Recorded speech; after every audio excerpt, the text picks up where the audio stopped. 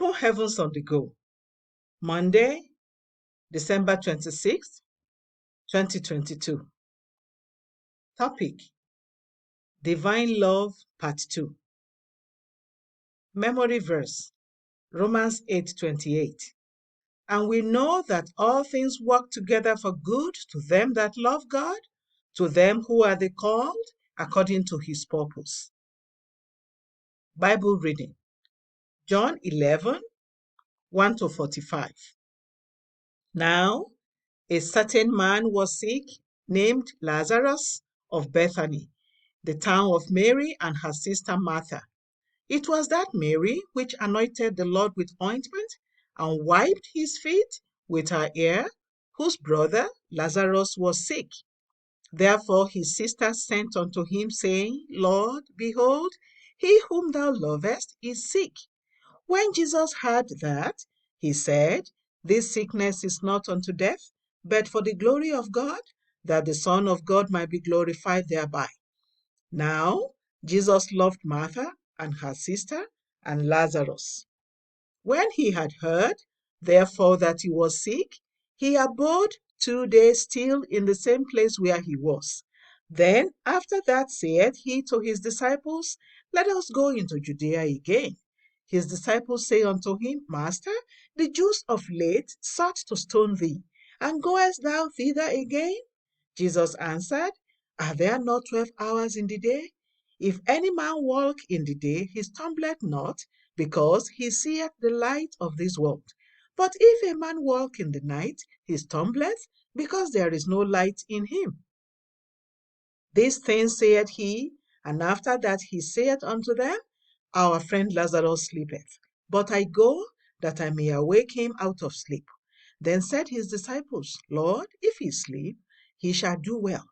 Howbeit Jesus spake of his death, but they thought that he had spoken of taking of rest in sleep. Then said Jesus unto them plainly, Lazarus is dead. And I am glad for your sakes that I was not there, to the intent ye may believe. Nevertheless, let us go unto him.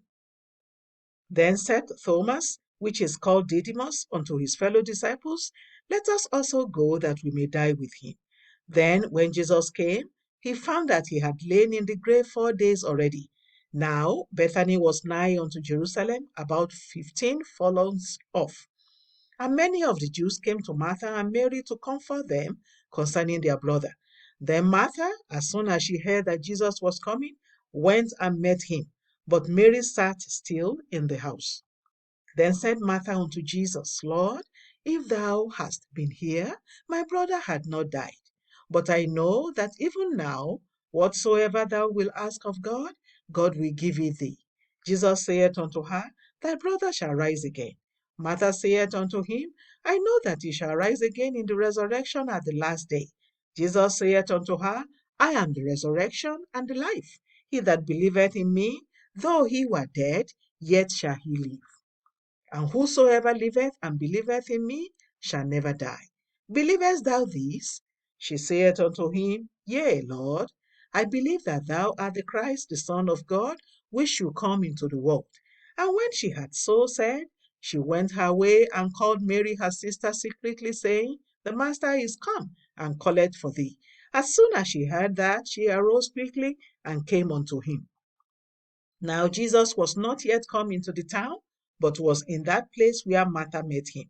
The Jews then, which were with her in the house, and comforted her, when they saw Mary, that she rose up hastily and went out, followed her, saying, She goeth unto the grave to weep there. Then when Mary was come where Jesus was, and saw him, she fell down at his feet, saying unto him, Lord, if thou hadst been here, my brother had not died.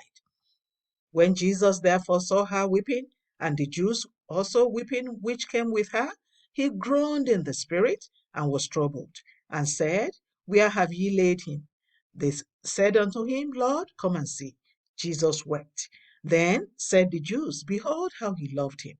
And some of them said, Could not this man which opened the eyes of the blind have caused that even this man should not have died? Jesus therefore again groaned in himself, cometh to the grave. It was a cave, and a stone lay upon it. Jesus said, Take ye away the stone. Martha, the sister of him that was dead, saith unto him, Lord, by this time he stinketh, but for he had been dead 4 days. Jesus saith unto her, say I not unto thee that if thou wouldest believe, thou shouldest see the glory of God? Then they took away the stone from the place where the dead was laid. And Jesus lifted up his eyes and said, Father, I thank thee that thou hast heard me. And I knew that thou hearest me always. But because of these people which stand by, I said it, that they may believe that thou hast sent me. And when he thus had spoken, he cried with a loud voice, Lazarus, come forth. And he that was dead came forth, bound hand and foot with grave clothes, and his face was bound about with a napkin.